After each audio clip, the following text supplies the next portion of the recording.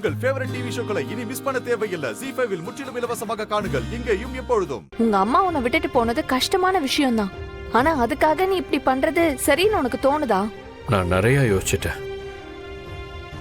என்னால எங்க அம்மாவோட நினைவுகளை மறக்க முடியல. அது என் ஞாபகத்துல இருந்தா என்னால பாரதி கூட சந்தோஷமா இருக்க முடியாது. என்னையும் ஏமாத்திக்கிட்டு அவங்க வாழ்க்கையும் கெடுக்கிற அந்த நிலைமை வர வேண்டாம்னு தான் இந்த முடிவு எடுத்தேன். உன் ஃபீலிங்ஸ் எனக்கு புரியுது ஆதி. ஆனா அதுக்காக இவ்ளோ பெரிய ரிஸ்க் எடுக்கணுமா என்ன? என்ன பண்ண சொல்ற? நியாயமா பார்த்தா நான் தற்கொலை தான் பண்ணியிருக்கணும். அப்படி பண்ணா உனக்கு ஓகேவா? நான் என்ன சொல்றேன், நீ என்ன பேசுற? இங்க பாரு, நீ என்ன சொன்னாலும் எவ்வளவுதான் கன்வின்ஸ் பண்ணாலும் என்னால என்னை மாத்திக்க முடியாது. ஒரு ஃப்ரெண்டா நீ எனக்கு ஹெல்ப் பண்ணுவேன்னு தான் உன்னை இங்க வர சொன்னேன். அப்படி உனக்கு ஹெல்ப் பண்ண விருப்பம் இல்லைன்னா சொல்லிடு, உன்னை டிஸ்டர்ப் பண்ண மாட்டேன். இந்த கோவத்துக்கு மட்டும் குறைச்சல் இல்ல. சரி சொல்லு, நான் என்ன பண்ணணும்? இந்த ஆபரேஷன் முடிஞ்சதுமே நான் திரும்ப ஃபாரினுக்கே போகலான்னு முடிவு பண்ணிட்டேன். அதுக்கான டிக்கெட் விசா எல்லாம் நீ ரெடி பண்ணிடு. Hello mister Aadhi. Hello sir. Hello. இவங்க தான் டாக்டர் அர்ச்சனா, பிராங்க்லினோட team. Hello madam. Hello mister Aadhi. Basic checkup இருக்கு, உள்ள வந்தீங்கன்னா ஸ்டார்ட் பண்ணிடலாம். டாக்டர், இவங்க என்னோட ஃப்ரெண்டு நிஷா. இவங்களும் என் கூட இருக்கலாம் இல்லையா? ஷியோர். ஓகே ஆதி, இதுக்கப்புறம் இவங்க கண்டினியூ பண்ணுவாங்க. நான் கிளம்புறேன். Okay doctor. உள்ள வாங்க ஆதி. அது எப்படி? நான் கிளம்ப லேட் ஆச்சுன்னா மட்டும் ஓவரா சீன் போட்ட. இப்போ உன் பையன் என்ன வாந்தி எடுக்க வச்சா ரெஸ்ட் எடுன்னு சொல்லுவல, இதுல தண்ணி வேற எடுத்து கொடுக்குற. பொண்ணு வயித்துல இருக்கிறது பெண் சிங்க குட்டி. அப்போ நானு? நீ என்னோட பெரிய பெண் சிங்க குட்டி, என் தங்க குட்டி, என் சொல்ல குட்டி. போதும் போதும், ஓவரா ஐஸ் வைக்காத. வா, கிடைக்கலன்னு டைம் ஆச்சு. அம்மா, பாரதி முன்னாடியே போயிட்டாளா இல்ல நம்ம கூடயே வராளா? தெரியல, கேட்கணும் அவங்கள. இப்போன்னு பார்த்துதான் ஆதிக்கு மீட்டிங் எல்லாம் வைக்கணுமா? அவர் எல்லாம் ஒரு மாதிரியா இருக்கும்ல.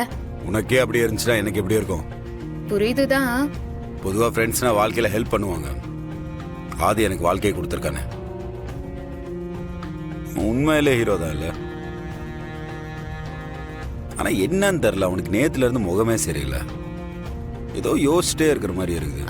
ஏய், ஒருவேளை ஃபங்க்ஷனுக்கு வர முடியாத வருத்தம் கூட இருக்கலாம்ல.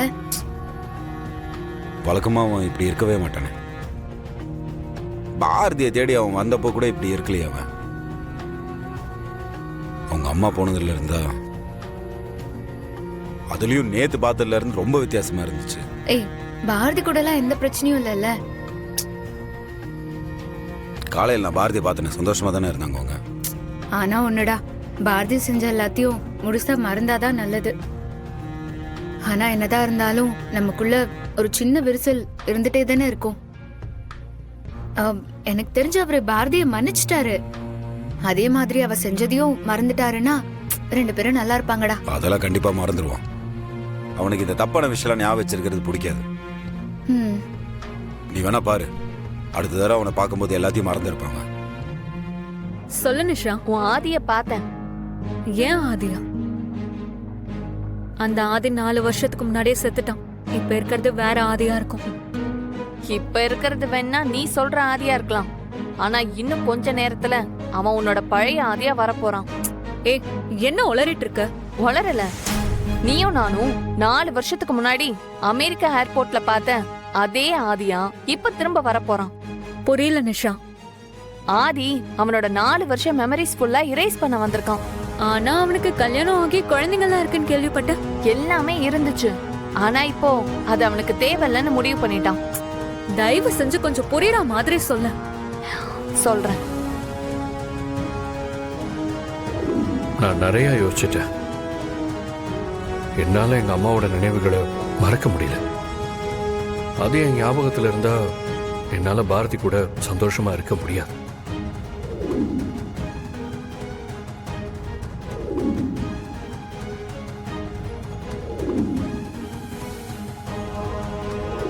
நான் கேட்ட மாதிரி லண்டன் போறதுக்கு எனக்கு டிக்கெட் விசா அரேஞ்ச் பண்ணிடுறேன். ஆபரேஷன் முடிச்சதும் இந்த லெட்டரை என்கிட்ட கூட. இப்ப நான் அந்த லெட்டரை கொடுக்க தான் வெயிட் பண்ணிட்டு இருக்கேன். வாழ்க்கையில சிலருக்கு 2வது இன்னிங்ஸ் தான் சக்சஸ்ஃபுல்லா இருக்கும்னு சொல்லுவாங்க. எனக்கு அப்படிதான் நினைக்கிறேன்.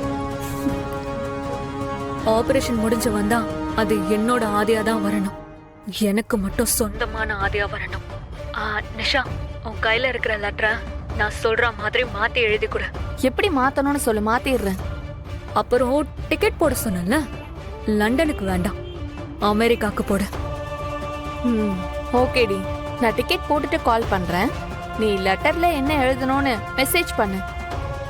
சரி, ஓகே, பாய். ஆதி, என்னாச்சு?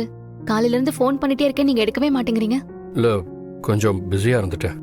நான் ரொம்ப பயந்துட்டேன் ஆதி. ஏ?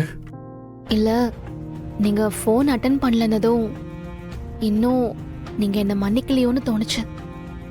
உங்களை நான் மன்னிச்சிட்டேங்க. இல்ல, அது எனக்கு தெரியும். இருந்தாலும் ஒரு சின்ன பயம்.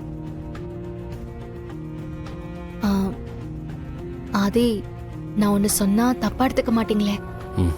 சொல்லுங்க. மன்னிக்கிறத விட நடந்த எல்லாத்தையும் நீங்க மறக்கிறது நல்லது. நமக்குள்ள நடந்த சில கசப்பான விஷயத்த முடிஞ்சா மறந்துடுங்க ஆதி, ப்ளீஸ்.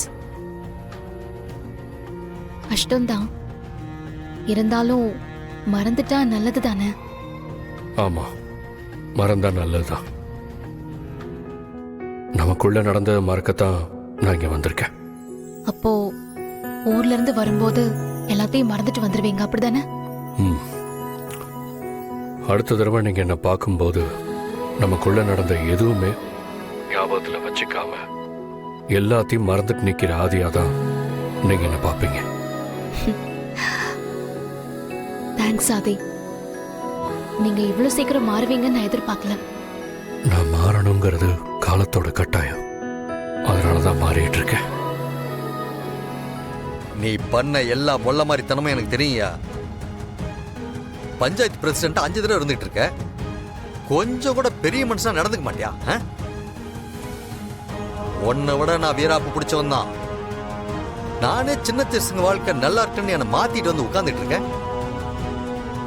உனக்குலாம் என்னையா வந்துச்சு? ஆண்டல் உன்னை ரொம்ப நம்புறாயா? அவளுக்காவது நீ மனுஷன் நடந்துக்க மாட்ட?